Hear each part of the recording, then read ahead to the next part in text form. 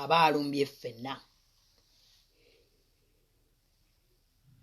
Ebintu bingi ebiyitingana ku Fred Lumbuye, abamu baavuddeyo ne boogera ebintu bingi mangu nnyo,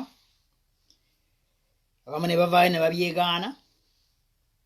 Kyewuunyisa nti minisita omu yavaayo ne yeegaana ate leero yakola propaganda, call it propaganda, agamba nti Lumbuye bagenda mudipotinga enkya e Uganda. Aga mawulire si matuufu. Temukkiriza mawulire oba temukkiriza bintu bibajja ku mulamwa, naddala okutweetinga abategese demonstration from different countries on tax embassies. Temussa mukono because of these few elements ezikola propaganda. Ekinjagala mumanye, temussa mukono paka nga tumaze okulaba muganda waffe ng'ali wabweru, either nga tumulabye kamera ne zimukwata ne batugamba nti ali mu Uganda, ali mu mikono gy'aba sibira mu bbwa. But you don't stop tweeting. Don't stop planning demonstration. Don't stop. An attack on one of us is an attack on all of us. Mwe abantu abali mu diaspora, ate naddala mmwe bannayuganda abakyalwana ne status zammwe. This is for you.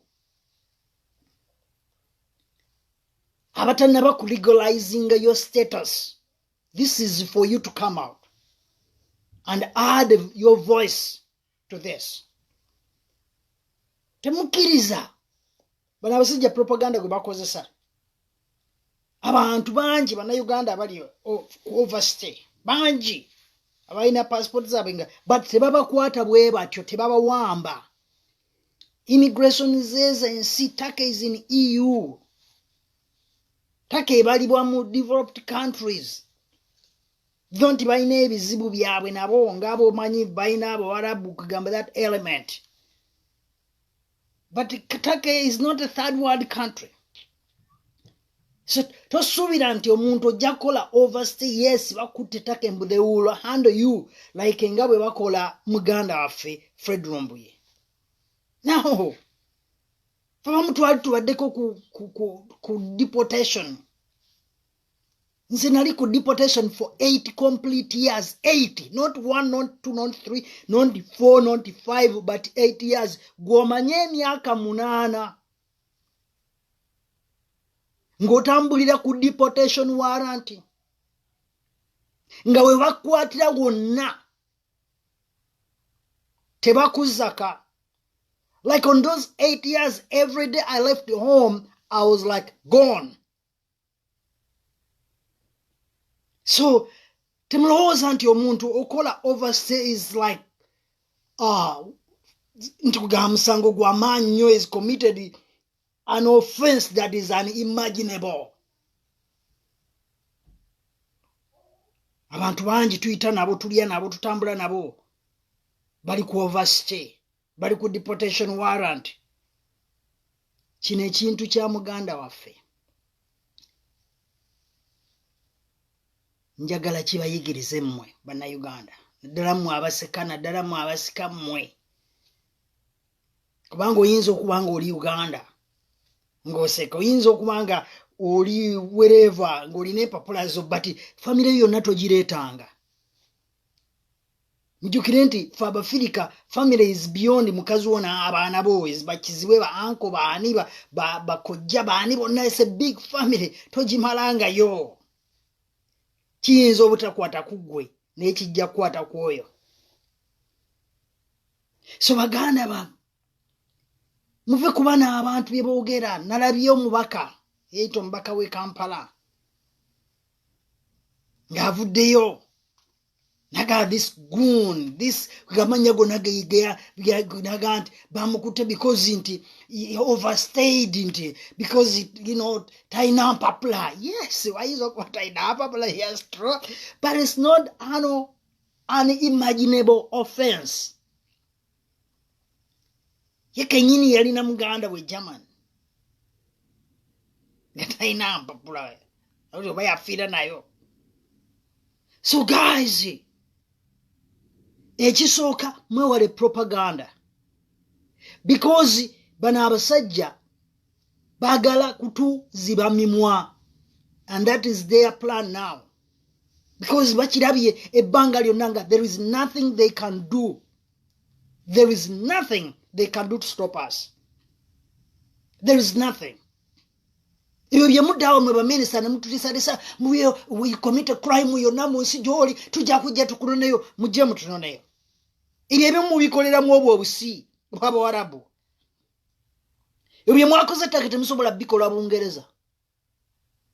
Bye mwakoze ettaka temusobola bikola mu America, temusobola bikola Canada. Temubisobola bikola in so many countries ziri awo mu Europe. Temusobola bikola.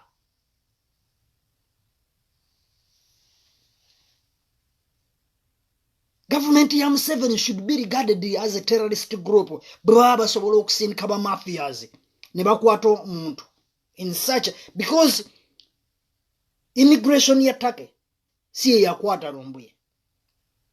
And if it was tax immigration, bandi bade bamutwala mu immigration center.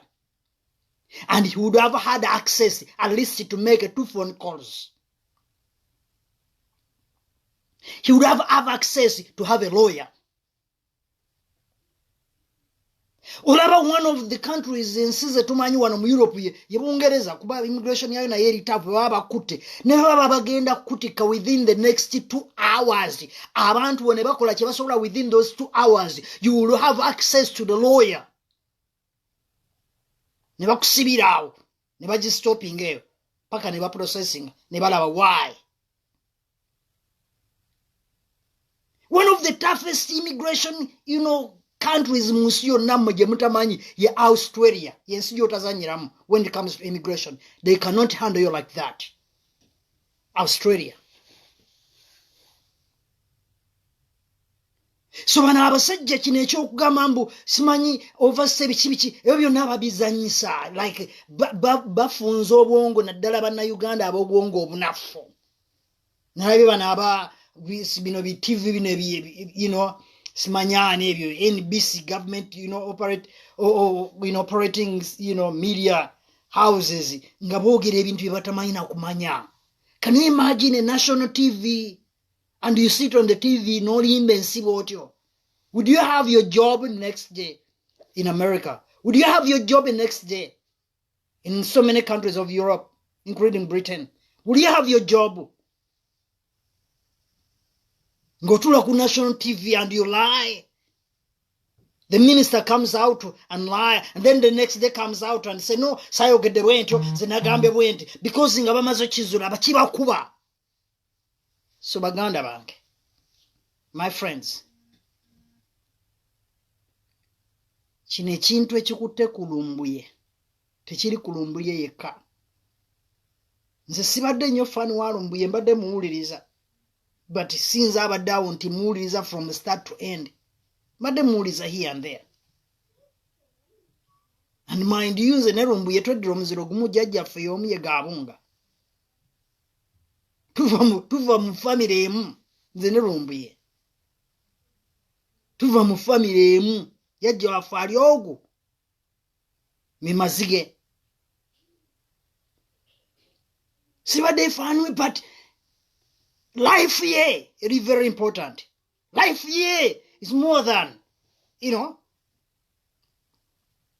obulamu bwe bwa mugaso ng'obulamu bwo. Manyi mwe bannayuganda ebintu ebimu abantu abamu tebamanyi the painful experience until they go through it. Kambuze ekibuuzo. Bannayuganda bameka abattibwa? Have you ever seen Major was Geno Katumba nga akaba? But remember, we akaba nga alaba muwala we agudde mu motoka. It is not painful until it comes to you. It is meaningless until it happens to you. It weighs no value until it hits you. So you guys, Any attack on one of us is an attack on all of us. Guyinza okulowooza oli mu US olina empapula zo oli bulungi, but toli bulungi because jjajjaawo sengaawo kojjaawo kiziweewo mikwano gyo villagement gundi gwomanyi mutabani wa gundi ku kyalo muwala wa gundi ku kyalo obakuza obamanyi okuza obamanyi bagenda kugamba enkya bamukubye amasasi. Would you still feel, would you celebrate? So muganda waffe Lumbuye ekisooka mu demanding mugende ku Twitter zonna eza tax embassy around the world mu nsi gy'oli kibuga ky'oli tweet, let us demand him. Tuve ku kuwuliriza propaganda kati ono asitusewo mu Lumbuye bagenda mu deporting enkya. We will not believe that propaganda until it's the real truth. Nzo okweraliikirira kwe nasooka okufuna kugamba nti Lumbuye abasajja bamukutte tutumanyi bamukutte bagenda mutta. Tujja genda okuwulira nga Lumbuye mufunga bamusanze oba muwala Samoya oba wa bamusuddewa tusange omulambo because tetumanyi bamukutte. But my jubilation came out okumanya at least Lumbuye gyali. That alone. Bino byonna bye bagamba mu Lumbuye overstayed. Yes, ayinza okuba overstaying nga yakola ki naye kati alina opportunity. Bw'aba tabadde na mpapula kati alina opportunity. UN is there. Waliwo charters nyingi nnyo to save his life. There are a lot of UN charters to save his life. Nze nyina experience ya immigration. I know it. I know it. Abamu kumwe mutulaba naye nga temutumanyi. Temumanyi na gye tuyise. Sinajja mu America. I didn't use the Ugandan passport for your information. I came in America. Nafunako visa ya America ne expiringa ne banziba sente zae ne bantika mu nsi gye nali ne nzirayo. I couldn't make it. I suffered. I went to Sweden. I spent there 2 years. Nenve Sweden ne nyingira America. Not in a Ugandan passport. That's how tough immigration is. So I know when it comes to immigration issues. I know it. And I was on deportation for 8 complete years. I know. I know how you can be treated. With the issues of immigration. Ekisooka Lumbuye talina criminal yonna. Tali mu database ya Interpol. Tali mu database ya CIA. Tali mu database ya FBI. Talina data yonna gyalimu ya Mossad. Talina database yonna gyalimu with any criminal record. So sitting in front of his phone and talk about issues, real issues. Ziyinza okubanga zonna byabadde ayogera nga tebiri 100% right or correct, but at least 75% or 80% or even higher. Those are the things that are happening in our country. Abantu bameka bagambye nti gundi wegendereze obulamu bwo babutagetinze and then now agenda. Lumbuye is the reason lwaki Mwami Museveni yatugirayo eri erinnya lye eryokubiri oba lyakubiri oba lyakusatu oba lyerisooka. Lumbuye is the reason. Yatandika obyogera nga mulowooza alimba.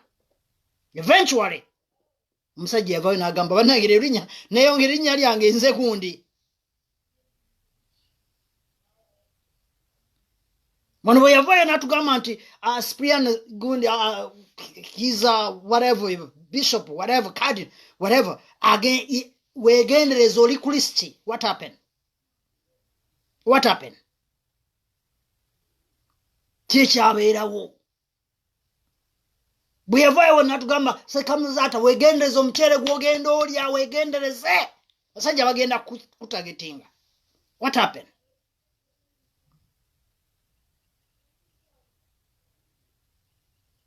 What happened? Bwabanga mukyamu lwaki mumunoonya? Bwabanga byayogera si mazima. Why would you go after him? Tibwahabulwa. Lumbuye is the reason why we know that name after 35 years. Who knew Tibuhabulo? For 35 years. Actually 40 years, because 35 of governance, 5 years of the Bush War, those are 40 years. Who knew Tibuhabulo? Plus the other 4 years, the government is our body. But who knew that name?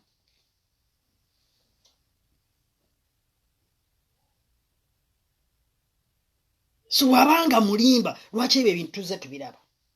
Then why would you spend taxpayers' money? Mwe bannayuganda mumanyi millions of dollars.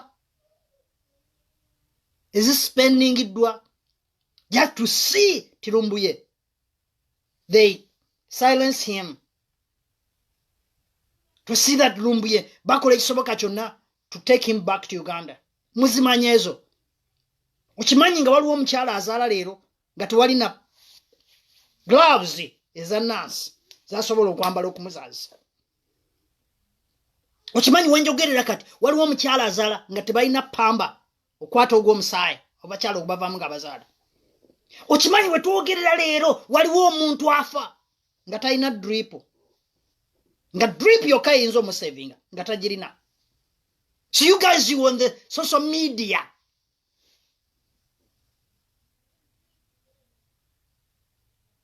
supporting what the government is doing. Era bamuza, era biki, ngolaba buno buwala simanyi bwa program kyeno simanya biki ebyo nzo mayisi biraba na biraba. Ebyo byani simanyi anikati kalakata nga basama. Nga basama. Bamale baba we mitwale 5. Idiots. Mweka mbabuli abana Uganda bino byetudda manyi gwani musumba mayote kwogera bulungi omayo singa ne Yesu bwatu bwe yali teyandingidde mu yeekalo n'asaasanya ebintu byonna. Kati wano wendi ndi mu yeekalo nsaasanya bintu. For some of you who want to penalize me because gwali musumba tosaanidde kwogera kwebyo, and I believe there are so many people during Martin Luther King regime, that period of his freedom fighting, there were people who were trying to silence him. My Reverend Dr. Martin Luther King, no, those are issues of other people. You're supposed to concentrate in the church. Preach the gospel. Mwekwe kama Bible. When Ugandans are suffering,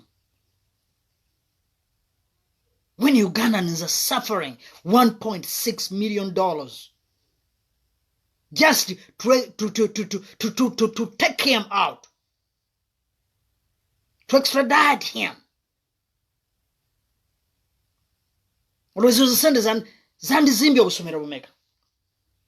Bawoza virtual study. Abana bamekeo eka who can access the internet for free. Abana bameka eka who have TVs. Families make Uganda who can afford to have TV. They can have TV from morning to evening.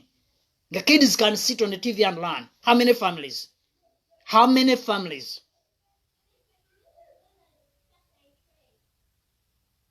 Have sense. Have sense. Is Fred Lumbuye worth it to spend 1.6 or even more $1 million on him just to extradite him? Is he really worth it? All that much? Yatani. Yata Spriano Chizito. Yata Mzata. Yata Abasiramu betulaba. Yata Frank Kauma.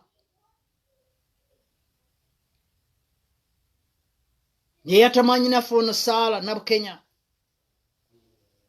Yata abantu 50 on the 18th and 19th of September. Does he really have a terrorist group? Yali alwaziza kabaka to that extent. Nalaba wano nsereko ng'avaayo alumirirwa obwakabaka bwa Buganda nnyo sirabangana ku nsereko ng'ayambadde kanzu ne kooti ng'ali ku mikolo gy'Abaganda. Kati yefuula mbu alumirirwa nnyo Buganda. Yefuulwa nti avulumirirwa nnyo obwakabaka bwa Buganda. Stop being used in Uganda. These are the people using you. Because they want to continue using you. Have you ever seen in Sereko? Ngayamba de kanzu. If I'm wrong, I stand to be corrected. Ngari kumukolo gwa Buganda, ayamba de kanzu. Ne court. Have you ever seen in Sereko? Ngagudde mu maaso ga Kabaka. Have you ever seen in Sereko? Ngawera. Sabasajja wangare. Sabasajja magulu nyondo woli gwa wendi gwa. Have you ever seen him? So now, ali kubongo bwammwe abazanyirako. Ali kubongo bwammwe. Nsereko oli mutuukirivu nnyo gwe. Ebbanga lyomaze these 15 years when you were in Kampala as a MP, representative. How many government properties have been sold under you guys, under your signatures? How many of government properties have been swindled?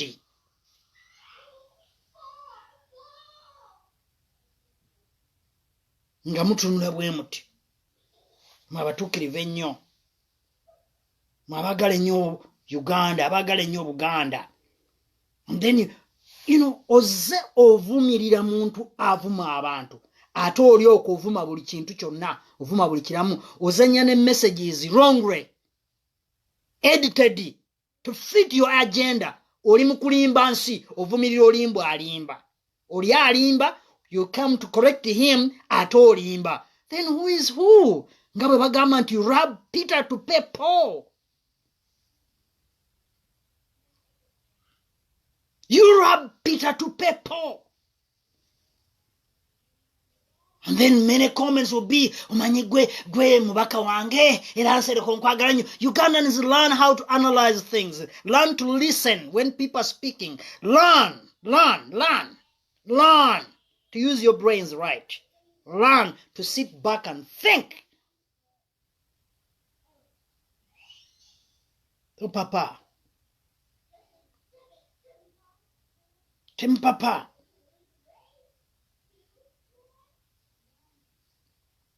Ogamanti Lumbuye is organizing how they call it, what happened in Rwanda, how they call it, genocide. What about people like this Isma? Sikwabanga yongo video no yogera kweyo sisimanyi Isma oze simanyi whatever. Sikwabanga yobo vayo wano no yogera kubasajja mivule yagamba nti ajja kwocha no Buganda ayoche ne Mengo ayoche Buganda bwakabaka wa Buganda bonna ngati bwavayo sero bwalumirirwe nnyo Buganda alumirirwe nnyo bwakabaka ngati twakulaba bwavayo wano ngati twakulaba bwavayo sebo gwe alumirirwe nnyo obwakabaka bwa Buganda sebo gwe ategeere nnyo. Waliwo omusajja omu gwe nalaba era nabuuzanga nnyo mukyala wange ne mugamba omusajja oyo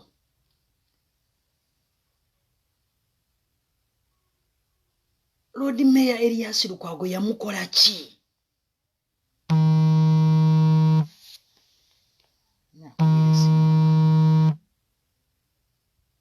Sorry. Namugamba Elias Lukwago Lord Mayor yakola ki omusajja oyo? Omusajja oyo yafa n'okufa. Yali ku UBS. Bali bamuyitaani muwonge something.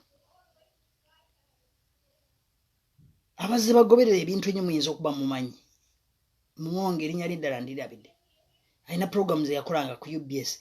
Omusajja oli yali ateeka Nsereko kweganga amulinako ng'ateeka Honorable Road Mayor Elias Lukwago ng'amulinako beef ng'eri unimaginable. Mulindwa Muwonge, yes. Mulindwa Muwonge beef gye yalinaku Elias Lukwago.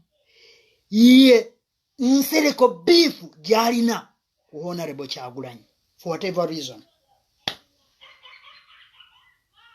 Nze natulanga n'okutula nembuuza mukyala wange ne mugana ye Elias Lukwago yayagala ku mukazi wa Mwonge. What really happened? Ye beef nsereko gyalina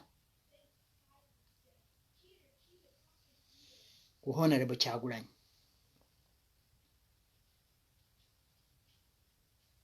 Yayogeredde essaawa almost 2 ng'ayogera ku ye naye ng'atya n'okuyisa erinnya lye Mukama.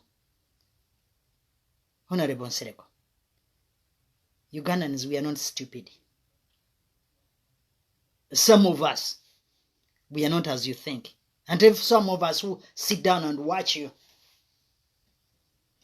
nga tutulaba natulaba ku page ate nga tukozesa fake accounts. Nze nyina account egi emu gye nkozesa yeno sina account ndala because I don't have to hide myself. I don't have sijirina time eyo kubulaba nebye nyina okolera ku page yange olusi sibikola. Nyina page yange emu ya YouTube maze nayo ndowooza over kati 10 years. Bye nyina okolerako sibikolerako byonna nga bwe nyina obikola because I don't have the time. Then why would I use a fake account? So Honorable Sebo, tebana Uganda si basiru nga bwe mulowooza.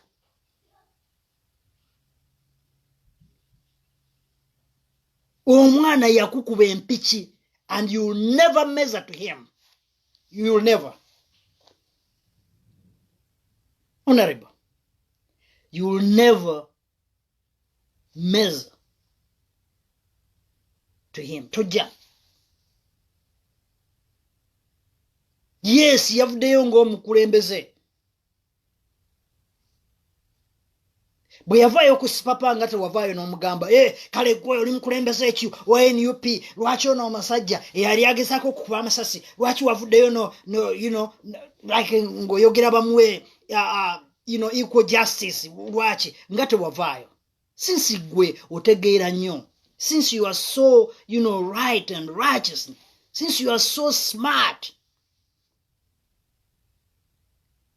titulaba bw'ovaayo kumukondeminga lwaki ayogedde ku sipapa. Gwomanyi sipapa ebintu bye yakola. Gwayagala ennyo Uganda. Sipapa wano bwe yakola ebintu nga tewavaayo. Gwayagala ennyo Uganda. Abaana ba Uganda nga battibwa wano enkya neggulo nga siraba bw'ovaayo. Gwayagala ennyo Uganda.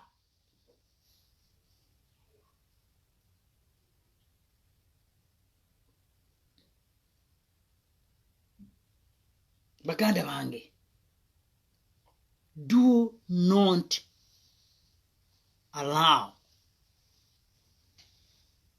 to be kept quiet. Temukiriza.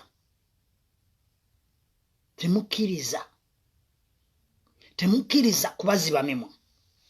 Because in this 21st century, the only weapon we have is our mouth and the social media. Chetulina mu 21st century mimwa gyaffe na social media. Otherwise, senga tubadde tukyali mu dark ages ziri Museveni ze yagenderamu mu nsiko bannayuganda tubadde tugenda kufa nga munyeera. Let me ask you a question. If there was a social media by then, nga bye tumanyi ku struggle ya Museveni bye twali tumanyi by then, ng'ebyamutwala mu nsiko bye twali tumanyi by then, nga we had a social media, would Museveni have succeeded mu nsiko? Because agamba bamubba akalulu. Really bamubba akalulu akamutwala mu nsiko? Lwaki bwe yawangula olutalo gavumenti yagikwasa aba DP be babba akalulu? Lwaki bwe yawangula olutalo gavumenti yagikwasa ba owekitiibwa Simwogerere, president wa DP by then? Because be babba. Tebamubbanga kalulu because teyakalina. Kizibu nnyo okuva eri Katumba n'agamba mbu Museveni yanzibye akalulu Katumba ahoye oba mabiriizi. Mubano ono wa DP yani ono ayise ebivulu yani oyo Mao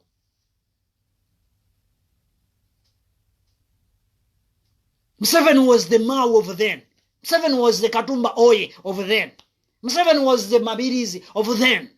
Insignificant. So, mwe baganda bange, ekyokulwanisa kye tulina ye social media. Tubanje muganda waffe Lumbuye. The fact is we don't have the absolute truth about him right now. Ge mazima agaliwo.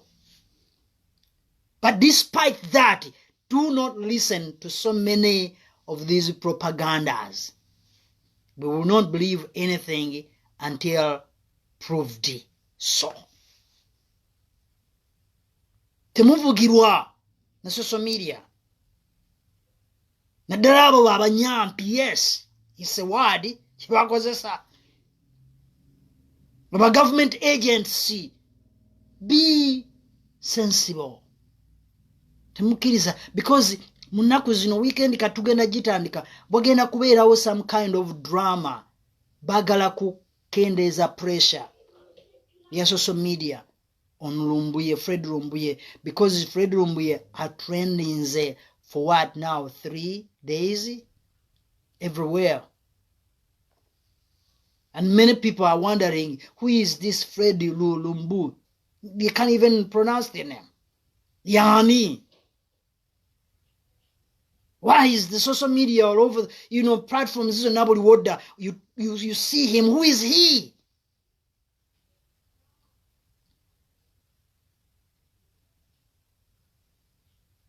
So tempowa, being that there is no proper information, do not taken by these propagandas. Ibintu mubisome mubirabe mubiyiteko tembi commenting mubireke. Yes, Uganda yawagudde gold, but gold tetuyamba katena kyetuyamba. Teina kyetuyamba nga abantu bafa enkya neggulo. Nga abantu bafa enkya neggulo. Abantu nga bafa enjala, gomanya abantu abafa enjala. Muganda wange Dennis. Do you know how many people are dying of hunger right now? So what is gold for?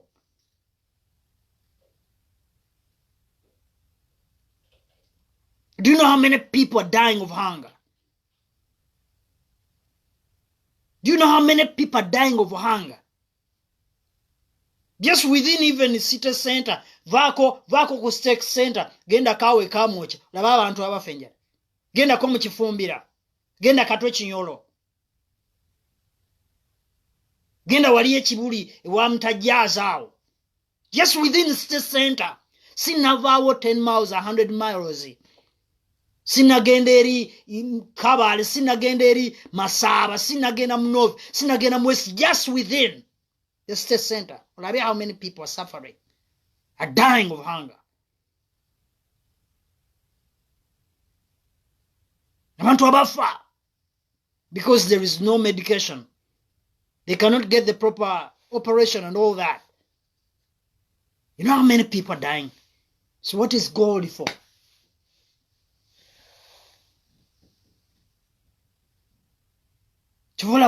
Even social media like it means nothing. And those are the things we should be celebrating. But because we are in these dark days, dark times of dictatorship, we are in dark days and dark times of dictatorship, and we, the Ugandans, we got to fight for ourselves. We got to take ourselves out of this pit. We got to fight for ourselves. We, the Ugandans. It happens to Fred Lumbuye. We are the one to come out and add our voice to his release, to his freedom. He is a human being. Bwaba womusango bamutwale in the court of law. Ate ya Uganda teriwo because it stinks. It's dead. The judiciary is no longer functioning. So tulowooza nti Fred Lumbuye bagenda mukwata bamutwala Uganda nti afune free and fair, judgment. It won't happen.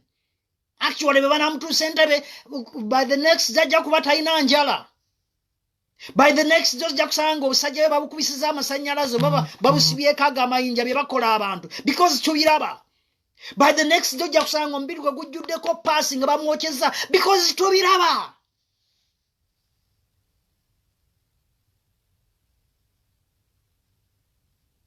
Byebize bibeerawo. Olaba baabikola abantu nga Nubian Lee, quiet as he is. Then what about Lumbuye? They will hang him.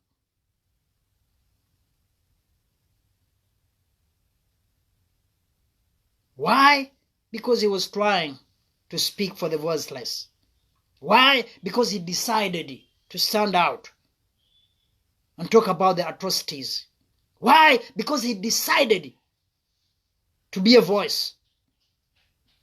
So baganda bange, don't settle for less. Come out and do something. Come out and speak. Voice your opinion. Muveyo mugatama lobozi gamwe. Muveyo mubeko kye mukola. Muveyo. Let me pin the number. Bwaba wayagala okugatako agatake eddoboozi lye.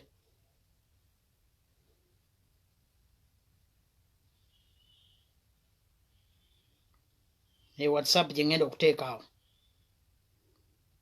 Natugenda okumaliriza.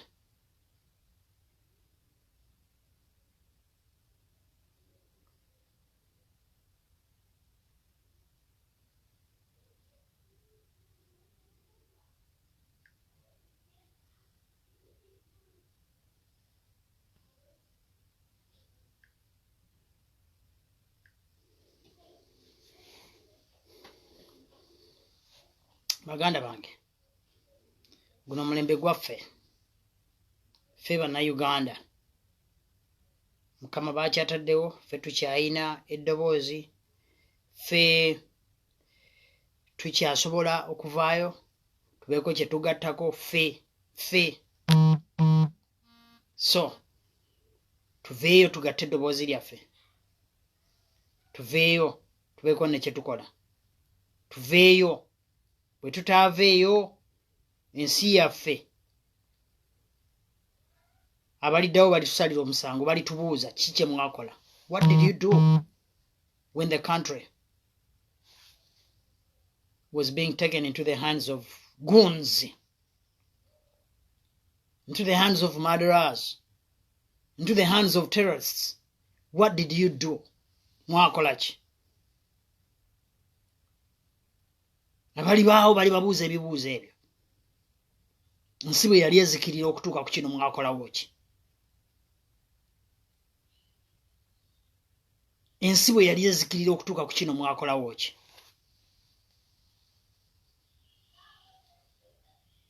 So baganda bange, tuyimirire ffenna tulwanirire muganda waffe, tugatte eddoboozi lyaffe ku bulamu bwe. Tugatte eddoboozi lyaffe ku bulamu bwe. Let us add our voice on his life. Enamba gye ntaddeawo. You can reach out. Naawe n'ogattako ku kino ekigenda mu maaso ku kya muganda waffe Lumbuye. Naawe n'obaako ky'ocontributing. You can call that WhatsApp number. +25677 4466 990.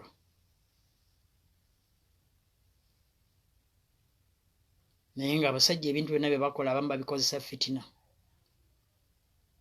Muhammad Nsereke ebintu bye bakola tebabikola mbu baagala Uganda. Babikola olw'okuba omwana yabayitako. Honorable Robert Kyagulanyi yasitopinga omugaati gwabwe. Yalinnya gye gava, baali balembese.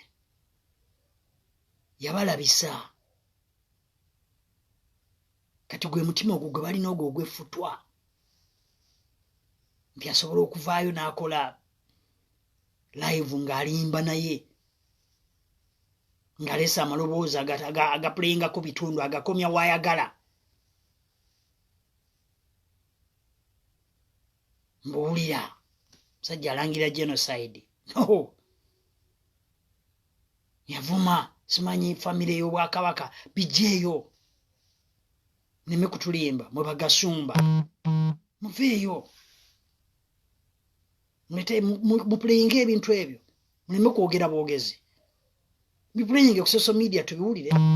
Tumanye nti yes, muganda waffe, mukwano gwaffe, mulwanyi munaffe yes yakola wano ensobi. Ate nga tugenda kukola ensobi nnyingi nnyo. We will make mistakes as we go on.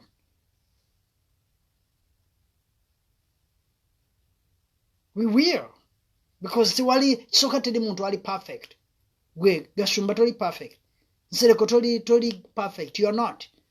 Actually ebintu ebimu bye mukola senga bivaayo ne bibagwira ne bikomawo lwakuba nti bannayuganda muyina ensobi yeegi. You are two secrets. Mukumanye ebyama ebyekisiru. Mwe abakazi babe bakirako mu mawoofiisi ezibuli lunaku nga mugenza okusaba emirimu. Ne musirika. Olwokuba bakuwadde omulimu. Kisajja oyingira mu ofiisi yakyo ne kisibawo olugi ne kikwebakirako mu ntebe yakyo. And you keep quiet. Do you know how many girls, do you know how many women betulaba nga bambadde bulungi bagenda mu ofiisi naye ng'okufuna ogwo omulimu bamala mwebakirako mu ofiisi? Those things are happening every day in Uganda. Those things are happening every day in Uganda.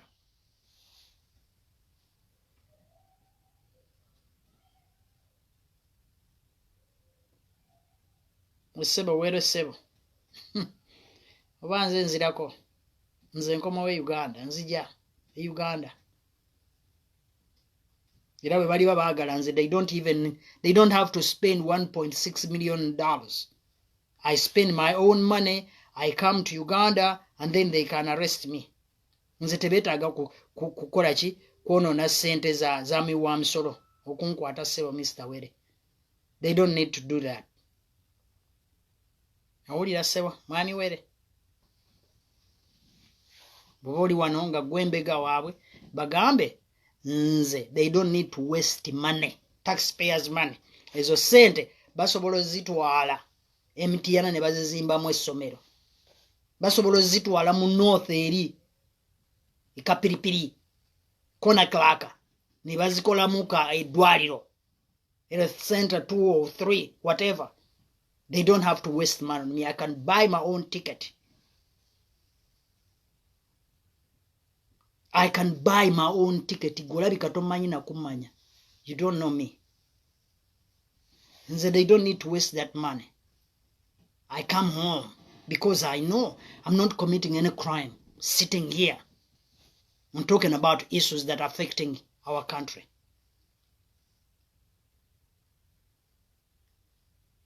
I am not committing any crime. And they are free. Enjawulo eriwo mu kufa nti asooseyo yaba akusooseyo but naawe oba omugoberera. Waliwo ekiwandiiko ekimu kye nasoma olinga bwe yali akola ejjinja lye banaamuteekako ng'afudde yagamba nti bw'oli bwe nnali bwendi bw'oliba. Bw'oli bwe nnali bwendi bw'oliba. Nsubire nti okitegedde. Nti omufu yenna ebigambo bye biba nti bw'oli bwe nnali bwendi bw'oliba. So the difference is who goes first. But at the end of the day, we are all going to die. And some of us, we are not scared of death. Some of us, we are not scared of death. Because even though you live 100 years, you will die. And you will take nothing. Nothing. Completely zero. None.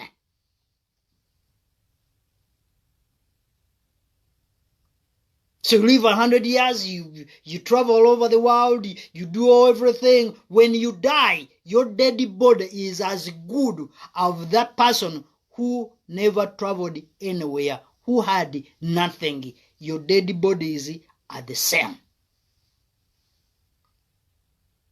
You take nothing.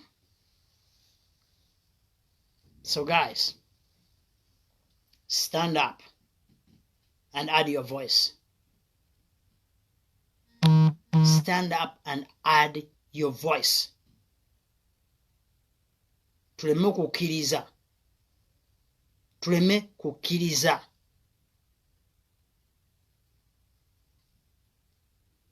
Tuleme kukkiriza.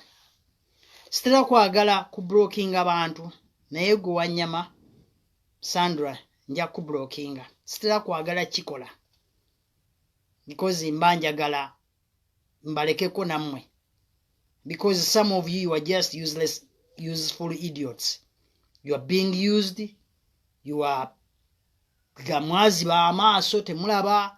Because omuntu ajja wano n'avuma omuntu nga twogera ku nsonga eziruma abantu nga naawe gwe kennyini jjajjaawo kojjaawo sengaawo even your own brothers and sisters nga they are suffering right now. Nga some of them, they don't even have a meal for the next day. And you are here abusing me. Nze gwa abusing anyine mmere y'okulya. Mwezi ogujja nkimanyi. Nze gwa abusing ali wano. Nina health insurance, nina life insurance. Nze gwa abusing ali wano bwe nfuna ekizibu. My kids, my wife will call the ambulance and the ambulance will be here within the next 2 to 3 minutes to try to save my life. Nze gwa wano gwa abusing. Nze goli wano gwa abusing sigula MBs. Ndi kwa speed internet. Nze goli wano gwa abusing. Siri wano because sina chakola. Ndi wakalero ntudde but I'm being paid. Nze goli wano gwa abusing.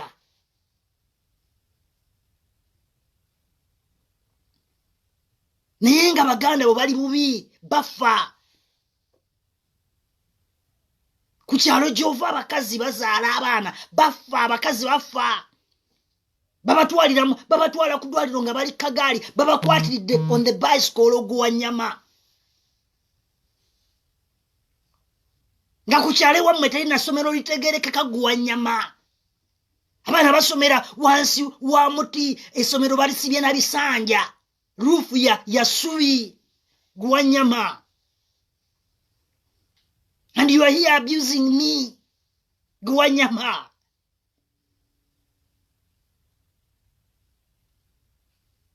So guys, sometimes, Dennis, sometimes some of these people, we need to address them. Otherwise, they are just useful idiots. Because baba sasula, because they promised them, because they are connected, they are blindfolded. Baba sibyeka katambala balinga abatalaba. Beba bakugamba mu Uganda ekulaakulanye. Omubuuza okulaakulana kyeki?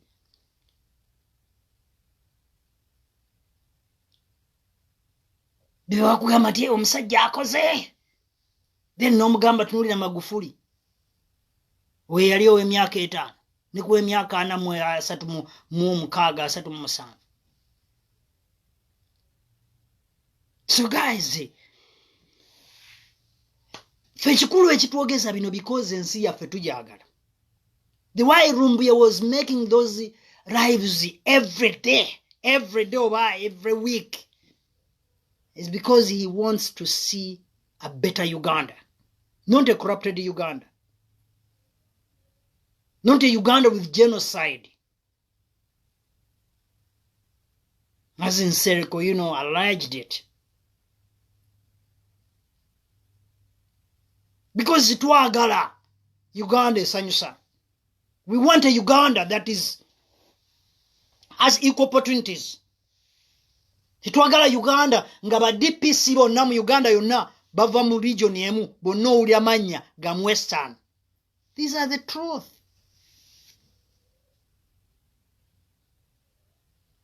This is the truth. Bino tetubyogera because nti twagala causinga genocide. As in Sereko byayogera ebyekisiru. Twagala Uganda nga si buli wogenda simanyi ba RDC bonna nga banyankole si ye Uganda gye twagala. Uganda gye twagala twagala Uganda ng'ejjuddemu ba permanent secretary bonna bava mu Western. Si ye Uganda gye twagala. Twagala Uganda eya bonna fena Uganda eya bonna eya fena ye Uganda gye twagala. Uganda gye twagala eyaba fena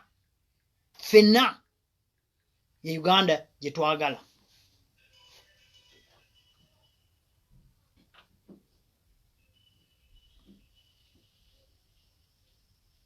So guys, ndabika ngenda kudduka. Bwaba wa ayagala okuba essimu ya WhatsApp tinda kikatano then tuve wano. Oba oyagala osobola okuweereza just voice note. Nja giplayinga wano. Tuyina dakika 5 tugalewo. Naye nga byebyo bibadde nze ku mutima gwange regarding Lumbuye. Tujja musabira tumanyi ekisooka tazanga musango. Talina musango. Kwogera. Talina musango. And he has never organized anyone to bring genocide in Uganda. Neither does he operate a terrorist group. Nga bye baagala omuteekako. Nti mutake there is a terrorist group trying to to come and overtake the Ugandan government. Ebyo byonna. So baganda bange twebereremu.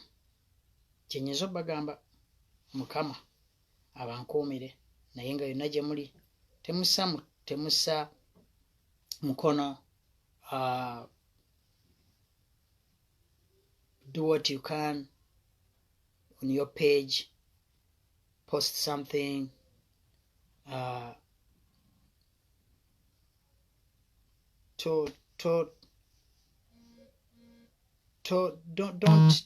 be discouraged and don't be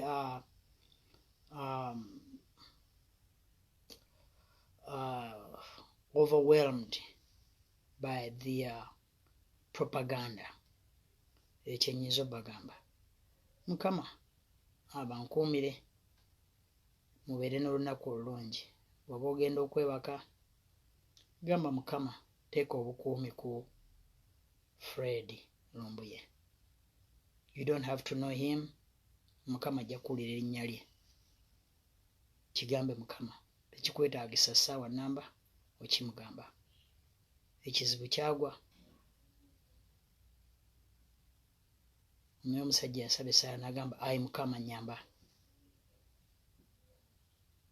Essaala ye yokka Bayibuli egamba nti Yesu n'agolola omukono n'amukwata. Yagamba ayi Mukama nnyamba. Ayi Yesu nnyamba. Yesu n'agolola omukono n'amukwata. So ogenda okwebaka olunaku lwaliro ekiro kyaliro. Let your last word be Mukama yamba Lumbuye. Kale Mukama abankuumire mubeere bulungi mweraba.